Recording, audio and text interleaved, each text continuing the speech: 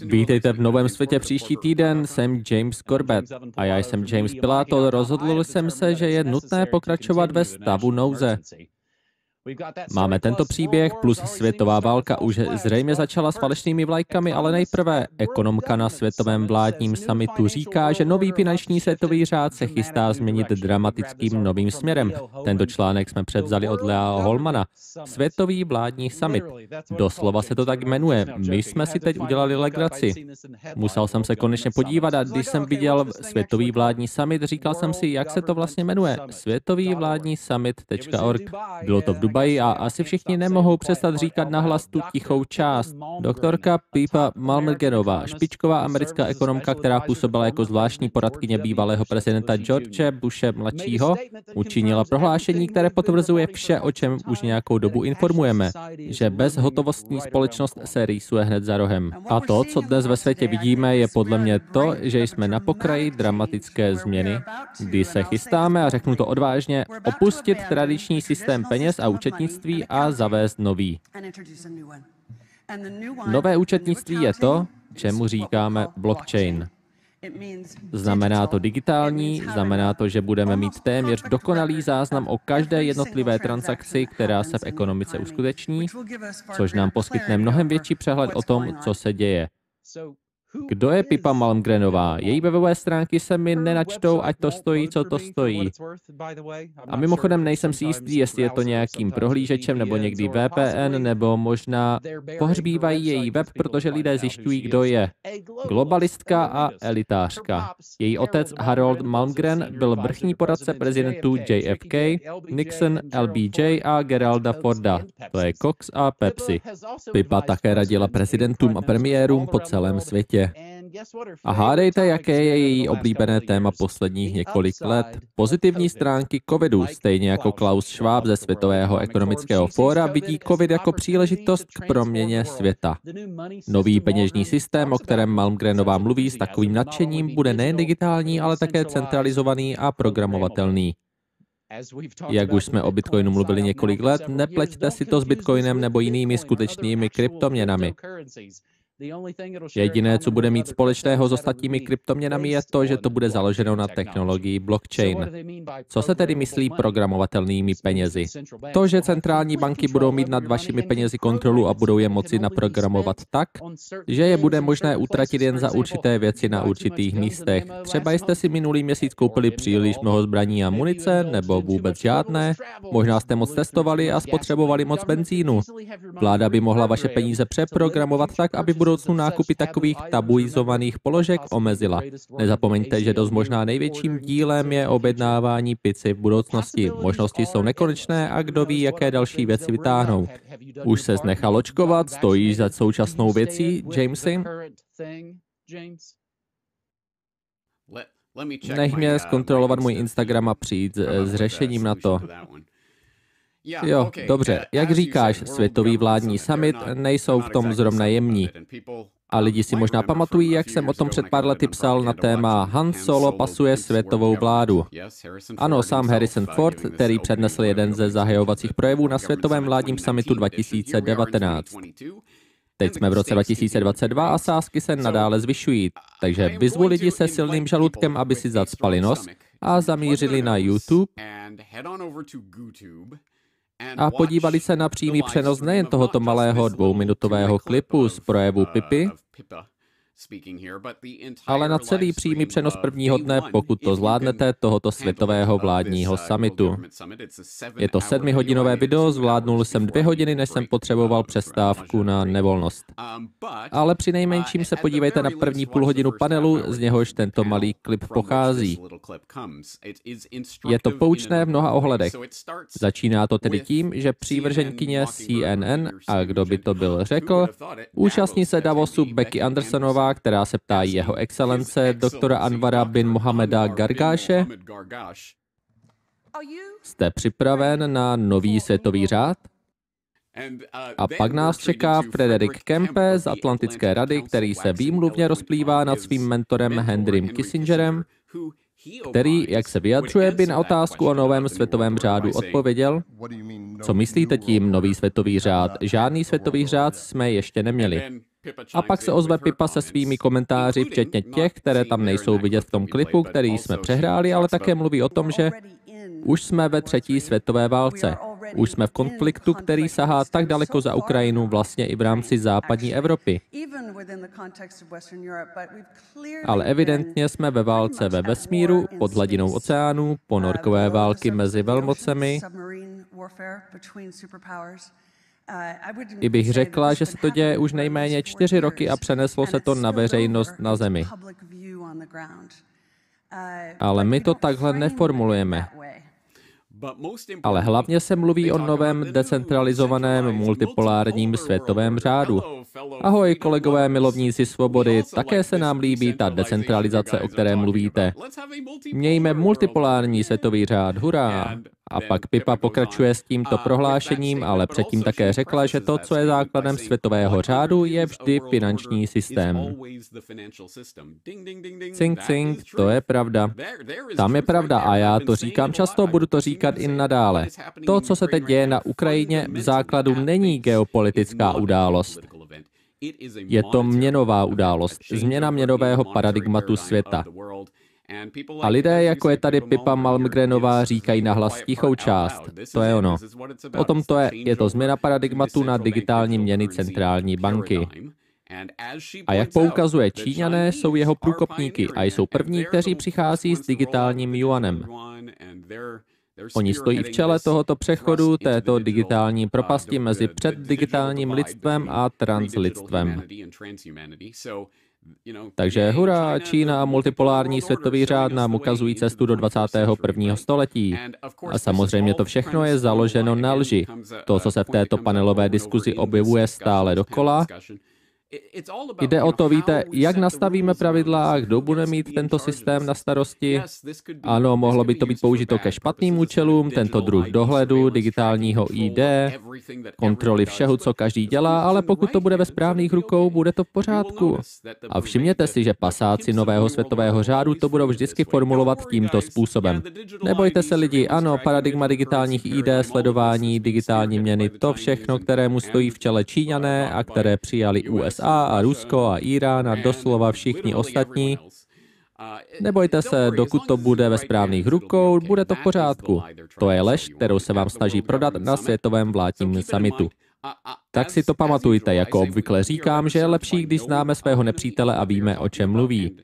A někdy to říkají přímo na rovinu, ve skutečnosti často je to otevřené spiknutí. Tady to je, pochopitelně to formulují svým specifickým způsobem. Říkají tady nějakou pravdu. Mluvíme o tom, jak jsou věci předestřeny a formulovány. Je tam také, pokud jste neudělali nic špatného, proč byste se měli obávat tohoto nového biomedicínského, finančně teroristického bezpečnostního státu. Řekl si peněžní událost? Člověče, to zní přesně jako COVID. Pokud jde o další zprávy, kde se říkají tiché části nahlas, prezident Biden velmi nedávno řekl, cituji, tam venku bude nový světový řád a my ho musíme vést. Tak to začínáme v pořadu Nový svět příští týden, epizoda 481. A teď se dostáváme k tomu, co je, myslím, Jamesy, jeden z větších příběhů. Pokud věnujete pozornost mainstreamovým zprávám, já jsem si v podstatě musel udělat celý průzkum, protože mainstreamovým zprávám nevěnuji pozornost. Takže jsem o těch masakrech neslyšel. A otázky se množí ohledně masakru v Buči. Tuto zprávu máme z konsorcia News, všechno, co říkáme, je odzdrojováno pod videem. Během několika hodin se oznámilo, že došlo k masakru v Buči, městě 63 km severně od ukrajinského hlavního města. Verdikt zněl, že ruské jednotky nesmyslně povraždily stovky nevinných civilistů, když se z města stahovali a zanechávali po sobě mrtvá těla na ulicích. Na rozdíl od svých soudních systémů se západní země, pokud jde o válku, obejdou bez vyšetřování a důkazů a vyslovují vinu na základě politických motivů. Rusko je vinné, případ je uzavřen, až na to, že případ ještě ani nebyl ve skutečnosti otevřen a již byl navržen rozsudek. Například Macron vyzval mimo jiné k zákazu dovozu ruského uhlí a ropy do Evropy. Jiné hlasy nyní nebezpečně vyzývají k tomu, aby USA šly kvůli incidentu do války s Ruskem. Na vedlejší listě v sekci Trending jsem dnes viděl Noama Chomského. Ani jsem se nedokázal přinutit na něj kliknout, ale řekl, že jsme v nejnebezpečnějším bodě lidských dějin vůbec. Jsem si jistý, že je to proto, že málo fandíme válce. Tohle je genocida, ukrajinský komediální herec, prezident Voldemort Zelenskyj řekl národu na CBS čerstvě po svém vystoupení na Grammy. Matky Ruska by to měly vidět, aby viděli, jaké parchanty jste vychovali, vrahy, lupiči, řezníci, dodal na Telegramu. Rusko kategoricky popřelo, že by mělo s masakrem cokoliv společného. Jedním z prvních míst, které by seriózní vyšetřovatel začal mapovat, by samozřejmě byla časová osa událostí. Středa 30. března. Všechny ruské síly opustily Buči podle ruského ministerstva obrany. To potvrdil ve čtvrtek s úsměvem Anatolij Fedoruk, starosta Buči. Na Facebooku samozřejmě jásal a byl super nadšený. V překladu, které video doprovází, stojí 31. březen, den osvobození Buči. Oznámil to starosta Buči Anatolij Fedoruk. Tento den se zapíše do slavné historie Buči a celé bučské komunity jako den osvobození ozbrojenými silami Ukrajiny od ruských okupantů. Všechna ruská vojska jsou pryč, ale o masakru není ani zmínka. Rozzářený Fedoruk říká, že je to slavný den, což by bylo divné, kdyby byl obklopen mrtvolami. Ruské ministerstvo obrany obvinění kyjevského režimu odmítlo s tím, že důkazy o těchto zločinech se objevily až čtvrtý den poté, co do města dorazila bezpečnostní služba Ukrajiny a zástupci ukrajinských médií. Všechny ruské jednotky se z Buči zcela stáhly 30. března a během doby, kdy byla Buča pod kontrolou ruských jednotek, nebyl zraněn ani jeden místní obyvatel. V sobotu se v Buči nacházel ctihodný deník New York Times. Neinformovali o žádném masakru. První otázka, nejsme už v inkubátoru území dítěte? A otázka druhá, existují vůbec záběry hromady těl a masakrů? Nebo to v podstatě vypadá jako trosky Shanksville 11. září 2001? Dobré otázky, ano, tenhle inkubátor, miminka na bajonetech, tento typ válečné propagandy má dnes už dlouhý rodokmen. Takže musíme mít tuto historii na paměti. Když se po nás jako po veřejnosti chce, abychom byli šokováni a pohoršeni těmito záběry z bojiště na druhém konci světa, které nikdy neuvidíme na vlastní oči. Nebojte se, když jsme vám lhali, no co třeba tady, tady, tady a tady a tady a tady a pár dalších tisíc příkladů. Stačilo by to, tak to je něco důležitého, co je třeba mít na paměti.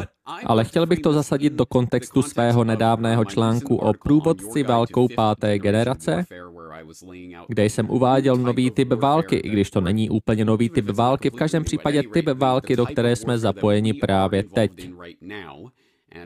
A jak vypadá a kdo jsou skuteční bojovníci, odkážu lidi na tento článek. Ale jednou z klíčových forem, které válka 5. generace nabývá, je informační válka. A toto je skvělý příklad toho, jak informační válka probíhá. Protože opět nemáme přístup k tomu, co se stalo v Buči. Nevím, co se tam stalo a pokud jste tam nebyli, neví to ani nikdo z vás, kteří to posloucháte. Takže co máme dělat? Musíme prostě brát tyhle kusé informace, kterými nás krmí zjevně neobjektivní zdroje, jak si to máme sami utřídit. A je to vůbec na nás? Každopádně bychom měli kvůli tomuto údajnému zvěrstvu, kterému sami nemůžeme porozumět ani ho dokázat, vyvolat třetí světovou válku? Ale pokud o tom chcete více informací, panečku, mám pro vás další informace. Můžete navštívit třeba Donbas Insider, který podle mě jasně pochází z jedné ze stran tohoto konfliktu, ale každopádně mají rozsáhlý příspěvek Ukrajina, masakr v Buči, ukrajinský Temešvár. A procházejí všechny příspěvky ze sociálních sítí, fotky a videa. Takže je to dlouhý příspěvek, ale zvedají strašidlo Temešváru, který, pokud si nepamatujete článek Dezinformace z archivů masové hroby Temešváru, které se ukázaly, že nejsou masové hroby z Rumunska z podzimu 89. Každopádně pokračujeme dál. Samozřejmě druhá strana této informační války bude oponovat. BBC píše, vraždění v Buči, satelitní snímek místa těl odporuje ruským tvrzením. A ukazují satelitní snímky. Tady je snímek a ukazuje vám ulici a rozložení různých těl na ulici. A porovnávají to s videem, které ukazuje, jak projíždějí mezi těly a jsou na úplně stejném místě s dodávkou. A tento satelitní snímek byl pořízen 19. března, takže to bylo dávno předtím. Rusko říká, že to udělali poté, co se stáhli na konci března, ale tohle bylo 19. března. Ale dobře, v pořádku. Takže je toho hodně, co by se dalo projít s ohledem na to. Možná byste se chtěli podívat na web indistogether.com Iana Davise, který má článek Ukrajinská válka, k čemu je dobrá propaganda. 4. díl jeho pokračující série o ukrajinské válce. Je to obrovský článek se spoustou informací, ale on píše, že ten satelitní snímek, který je teď prezentován jako definitivní důkaz, byl pořízen 19. března. Je to doslova jenom obrázek a oni vám říkají, že byl pořízen 19. března, takže to berte tak, jak to je. Ale říká, že z článku vyplývá, že ani lidská, ani zvířecí aktivita nenarušila polohu jediného těla po nejlepší část měsíce. Vyžadoval také, aby čtenáři uvěřili, že američtí úředníci a vojenský personál vědomě ignorovali údajný ruský masakr, aniž by cokoliv řekli, a to nejen 4 dny, ale týdny. Ano, bylo to tam týdny a pak se prostě konečně rozhodli to oznámit. Ale druhá část toho příběhu, která je opět součástí té informační války, kterou tady musíme doplnit, ty satelitní snímky, odkud pocházejí? Pochází od společnosti, která se jmenuje Maxar. A kdo je Maxar a jaká je jejich role v tom všem? Můžete se obrátit na newrepublic.com s jejich článkem Jsou tyto satelitní snímky válečnou propagandou? Vysvětluje, jak se Maxar, americká satelitní společnost a klíčový dodavatel ministerstva obrany, stala oblíbeným fotografem médií ruské invaze na Ukrajinu a jde do hloubky o Maxaru, odkud pochází, jak funguje a jak může ministerstvo obrany doslova sponzorovat jejich aktivity, které jsou pak podávány médiím. Žádná předpojatost, že ne? Ale ještě směšnější to začíná být, když se dostanete k takovým příběhům, o jakých píše i Rothschildova agentura Reuters. Pentagon nemůže nezávisle potvrdit zvěrstva v ukrajinské Buči, říká úředník. Ani Pentagon to vlastně neprosazuje. Tedy ano, něco se stalo, nemůžeme to dokázat, co se stalo. Dobře, skvělé, aha, takže teď se kvůli tomu dostaneme do 3. světové války. A je to ještě hloupější, například Morning Star píše, Rusko obvinuje Británii z blokování schůzky OSN k projednání údajných válečných zločinů na Ukrajině s tím, že Velká Británie blokovala Radu bezpečnosti OSN, aby se vůbec pokusila zabývat se tím, ale poslední zprávy, které máme, s tím, že nahráváme 24 hodin, než to někdo uslyší, takže se to nepochybně do této chvíle posune dál, ale poslední zprávy, které mám, OSN teď vyzývá k nezávislému vyšetřování Buči. Berte to tak, jak to stojí. Ale asi nejneuvěřitelnější na tom je, že opět otevřená konspirace. Je to venku, co se děje. Tohle přinesl server antiwar.com. USA nemají žádné důkazy, že by Rusko připravovalo chemický útok, navzdory tvrzením, která uvádí nedávný článek NBC News. Článek NBC News, kde 3 američtí představitelé na záznamu přiznávají, že neexistují žádné důkazy o tom, že by Rusko přesunulo nějaké chemické zbraně, které by byly součástí tohoto plánu, před kterým údajně varovali. Oni plánují falešnou vlajku, chemický útok. Nebyly žádné pádné důkazy, byly jen důsledky určitých zpravodajských informací a přiznávají, že jde o pokračující informační kampaň, kterou americká vláda používá proti Rusku, ale také proti americké veřejnosti. To pochází z článku NBC News. V rozchodu s minulostí USA používá informace k vedení informační války s Ruskem, i když informace nejsou pevné jako skála. Takže přiznávají, že ano, prostě tak nějak házíme věci ven a sledujeme, co se přilepí na zeď, čemu lidé uvěří. A teď to přiznávají. Tohle je informační válka a my předhazujeme lži nebo přinejmenším věci, které jsme ještě úplně neprověřili. Není to pevné jako skála. Už to ani není skryté, je to venku. Tyhle věci jsou čím dál šílenější. Každopádně, takhle musíme takový příběh situovat. Ve zkratce, opět nevím, co se v Buči stalo, ale vím, že se nenechám zahnat do hej, potřebujeme 3. světovou válku kvůli tomuto strašnému válečnému zločinu, o kterém naprosto jistě víme, co se tam stalo. Neptejte se na žádné podrobnosti. To je způsob, jakým šílenství lže. Bohužel, takhle se vždycky vedou války na pozadí válečné zvěrské propagandy. A Jamesy, víš, je to úspěch, myslím na nás. Blázniví pravdomluvci o 11. září v tom jedou už 20 let. Prestituti říkají věci jako jsme na území Alexe Jonese, krizoví aktéři, falešné vlajky, Comcast NBC News používá termín informační válka. Myslím, že v mnoha ohledech je to úspěch. Malé bitvy. Klamy na úrovni seriálu od Kubricka, ale měli bychom vzít na vědomí, protože budeme vždy obviňováni z toho. Nejde nám o to, abychom obhajovali Rusko nebo Trumpa. Ale James, já vím, že pro mě je to prostě přehnaná reakce na ně. Je to prostě tak mimo, že to vždycky stojí za to, aby se v tom udělali nějaké díry. Přiložíme odkazy na archivní verze těch článků z Financial Times a New York Times, na které jsme se odkazovali dříve. Každé nové pravidlo, každá nová sankce, každý nový tah, který udělají na velké šachovnici, je ve skutečnosti jen další cihlou ve zdi nového světového řádu. Národní výjimečný stav USA prodloužen kvůli zvýšené škodlivé kybernetické aktivitě. Toto jsme převzali z bleepingcomputer.com. Joe Biden prodloužil výjimečný stav vyhlášený kvůli častějším a závažnějším škodlivým kybernetickým hrozbám pro zahraniční politiku a ekonomiku národní bezpečnosti USA. Je to měnový tah. Národní výjimečný stav byl původně vyhlášen na apríla 2015 bývalým prezidentem Obamou prostřednictvím příkazu číslo 13694, který v souvislosti s příkazem 1369 rovněž sankcioval osoby přispívající ke kybernetickým útokům proti USA nebo je koordinující. Mezi takovéto kyberneticky umožněné škodlivé aktivity patří narušení kritické infrastruktury, útoky typu odepření služby a incidenty spojené s krádeží dat, které představují významnou hrozbu pro národní bezpečnost USA, zahraniční politiku, ekonomické zdraví nebo finanční stabilitu. Škodlivé kybernetické aktivity, které pocházejí od osob nacházejících se zcela nebo z podstatné části mimo Spojené státy nebo jsou jimi řízeny, představují mimořádnou hrozbu pro národní bezpečnost, zahraniční politiku a ekonomiku Spojených států. Prezident Biden to vše řekl sám, napsal to a vymyslel to sám. Proto jsem se rozhodl, že je nutné pokračovat v národním výjimečném stavu s ohledem na významné škodlivé aktivity umožněné kybernetickým prostředím. Bidenovo oznámení, teď je to jen oznámení, není to nařízení, prodloužil platnost národního výjimečného stavu, který má platit i po aprílu 2022 podle článku 202d zákona o národním výjimečném stavu, zákoník Spojených států 50, oddíl 1622 pod bod D. A to je jen jeden z milionů důvodů, proč s ním nikdo nechce mluvit.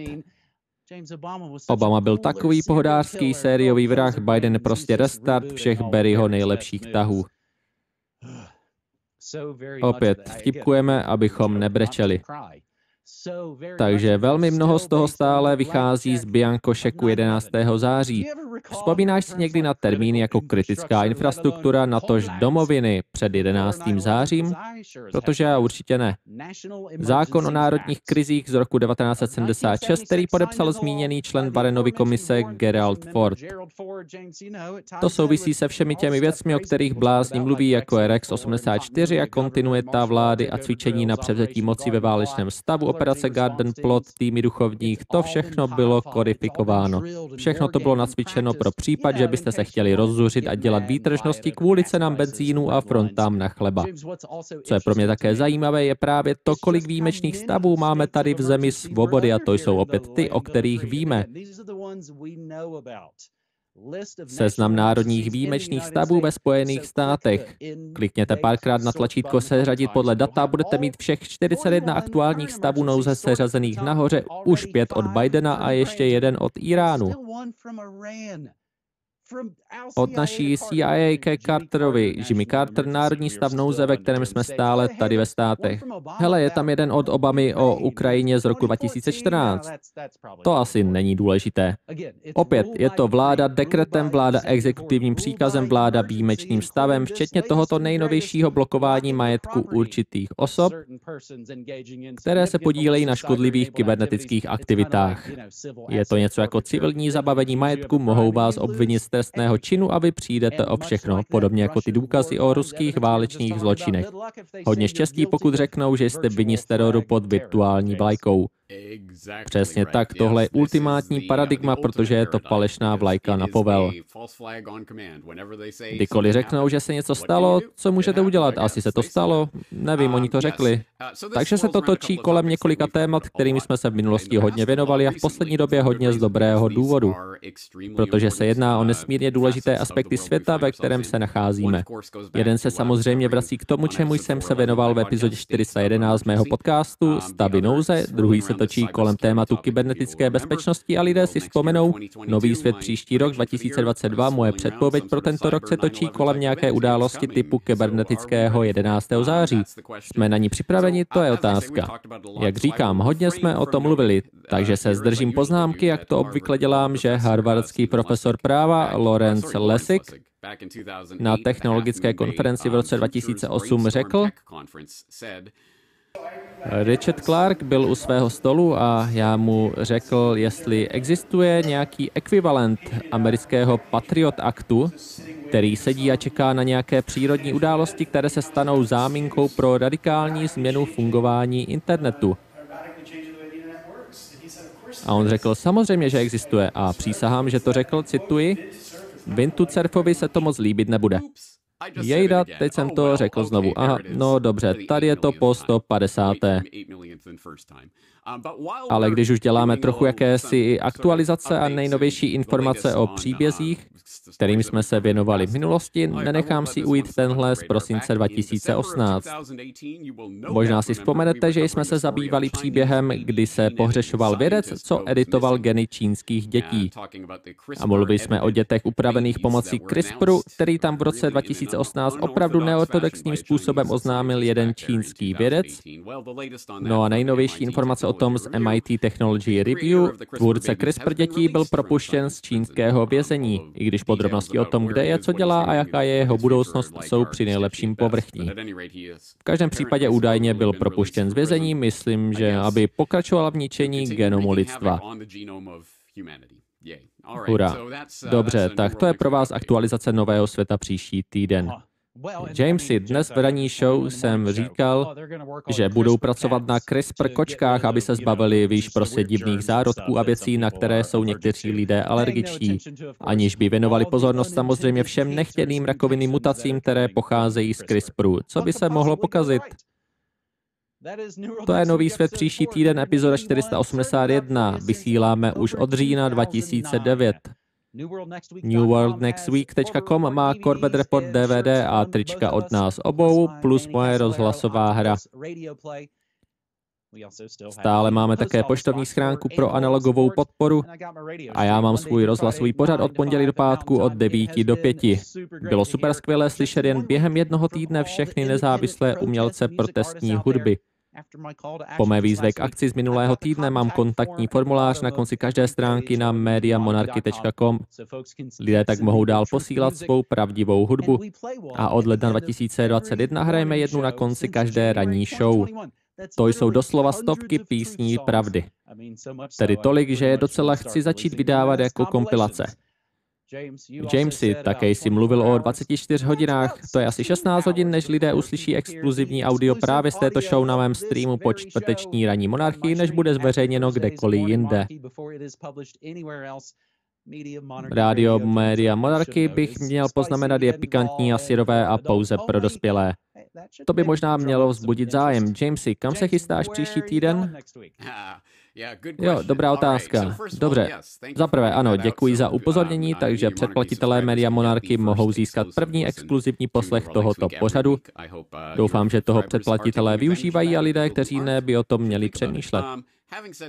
Když už jsem to řekl, ano, deprogramovací poznámka, chci to dát hned na úplný konec tohoto pořadu, kde to pravděpodobně 99% lidí neuslyší, ale stejně velmi důležitá aktualizace. Ano, příští týden si já a Brock vezmeme týden volna.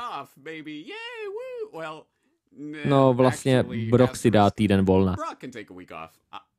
Já budu horečně pracovat v zákulisí na všech těch miliardách dlouhodobých projektů, které mám rozdělené, na kterých jsem ještě nezačal pracovat. A to už jsme v dubnu 2022, musím začít pracovat na dalších věcech. Takže si vezmu týden na jinou práci a doufám, že Brock si vezme týden volna na dobytí baterek. Ale to znamená, že tento týden nebudou žádná videa, dokonce ani newsletter pro předplatitele a příští týden nebude žádný nový svět příští týden.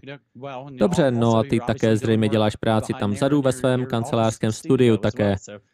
Takže nemáš konce práce a jak říkám, 15 až 16 let, co tohle děláme, mnoho rukou dělá lehkou práci. Tohle byla epizoda 481. Super, dobrá, těším se znovu za 2 týdny. Dobrá, měj se.